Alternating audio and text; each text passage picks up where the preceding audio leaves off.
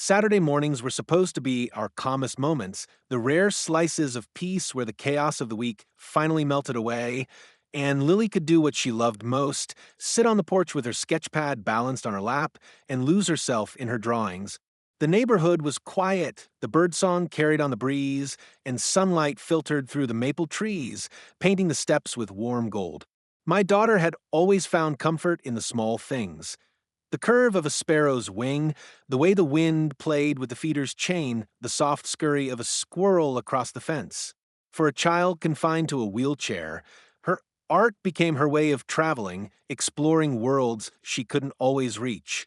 But that morning, the moment was shattered when Karen, our self-proclaimed HOA queen, stormed across the street like she owned the pavement.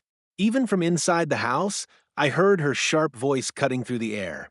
I hurried to the window and froze at the sight. Karen standing at the bottom of our porch, jabbing her manicured finger at Lily, her face twisted with disgust. Lily sat frozen, her eyes wide, clutching her pencil as if it could shield her from Karen's venom. By the time I flung open the front door, Karen had stomped up the steps and leaned over my daughter, barking accusations about violations and community image. Lily, bless her, tried to respond, her voice small but steady, telling Karen this was her home, her porch. That was when Karen snapped. With a speed I didn't expect, she slapped Lily's sketchpad to the ground, pages fluttering across the porch like wounded birds.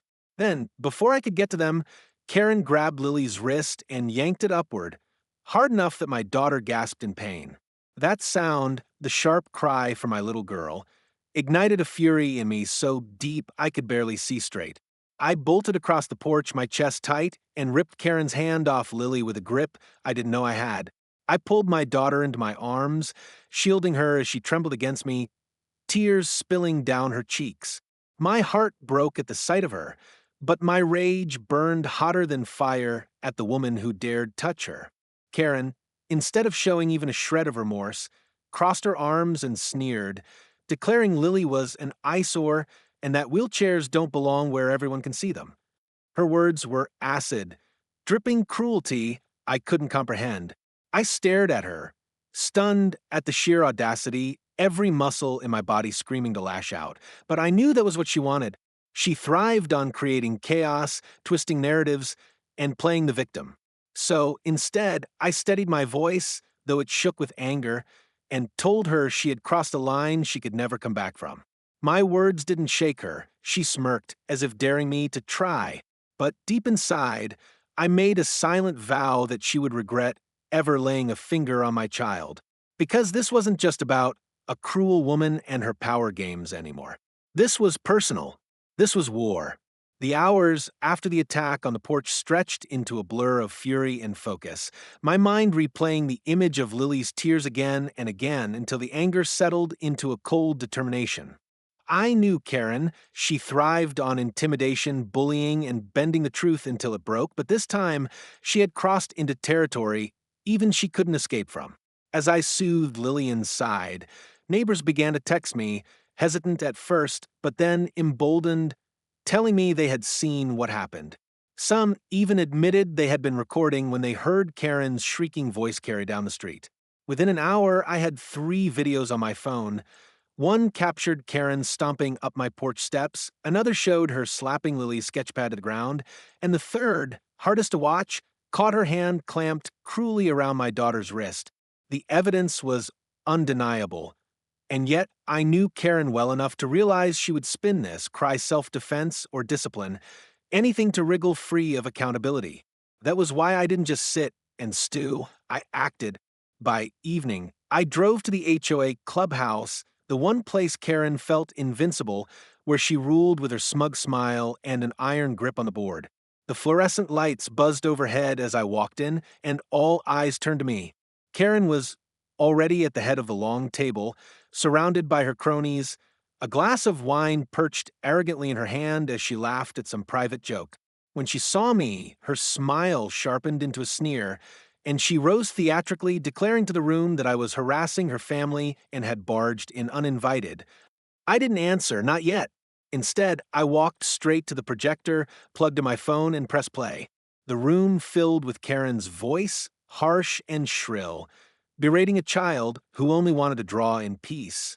The footage played in brutal clarity. The shove of the sketch pad, the grip on Lily's wrist, the cruel words that spilled from her lips. Gasps rippled through the room, board members exchanged stunned glances, and for the first time, Karen's confidence cracked. She stammered, her face flushing red, insisting the video was doctored, that the neighbors who sent it to me were jealous troublemakers. But the evidence was too raw, too clear, too real to dismiss. I raised my voice, steady and unyielding, telling the board that this was not only a violation of trust, but a crime, an assault on a disabled child, my child. The word hung in the air like a hammer. Some of Karen's allies shifted uncomfortably, suddenly unwilling to meet her eyes, while others began whispering to one another, the weight of what they had seen heavier than any excuse Karen could muster. She tried to laugh it off, to wave her hand dismissively, but the tremor in her fingers betrayed her.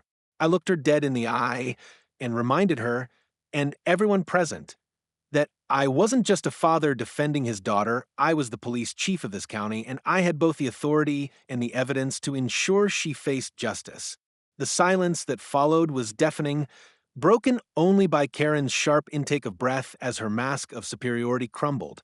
She had always counted on intimidation and lies to keep people in line, but the truth had finally caught up with her. And for the first time, she had nowhere left to hide. The day after the HOA meeting felt like the storm had finally broken, but the thunder wasn't over yet, it was only beginning. Word of Karen's assault on Lily had spread through the neighborhood like wildfire. The videos had been shared in group chats, posted anonymously online, and even sent to local news outlets who had long suspected something rotten at the core of our HOA. By morning, a crowd of neighbors gathered outside the clubhouse, their voices buzzing with outrage demanding answers. Karen, of course, tried to retreat into her fortress of denial, calling the whole thing a witch hunt, painting herself as the victim of some grand conspiracy against her authority. But the evidence was undeniable, and her excuses fell flat. As police cars pulled up, not just any but my own officers, men and women I had worked beside for years, Karen's face drained of color. She sputtered, pointing at me, screeching that I had set her up, but the officers didn't even flinch. They had seen the footage too. They had heard the stories of her harassment. And this was the final straw. One officer stepped forward, cuffs in hand, reading her rights as the neighbors watched with a mix of shock and relief. For once, Karen couldn't hide behind HOA bylaws or her hollow threats. The law had caught up with her. Lily stood by my side, still bandaged, but brave, clutching her sketch pad like a shield. When Karen's eyes met hers, I saw not remorse, but something far smaller, fear. And that was enough for me. As Karen was led to the squad car, her once loyal board members scrambled, resigning on the spot, some even apologizing to me, their voices low and shaken. The HOA, that tool Karen had wielded like a weapon, collapsed in a single day, its foundation of fear and arrogance shattered. But for me, the victory wasn't in seeing her dragged away in handcuffs. It was in seeing Lily smile again, tentative but real as she whispered, "She can't hurt us anymore, right?" I knelt down, hugged her tight, and promised her the truth. No one would ever lay a hand on her again. Not while I was alive to stop it. The community that once whispered in the shadows now rallied around us, offering support, meals, even helping with porch repairs where Lily had been hurt. It was as if the entire street had woken up from a long nightmare, united by the courage of one little girl who refused to back down and the evidence that finally exposed the tyrant among us.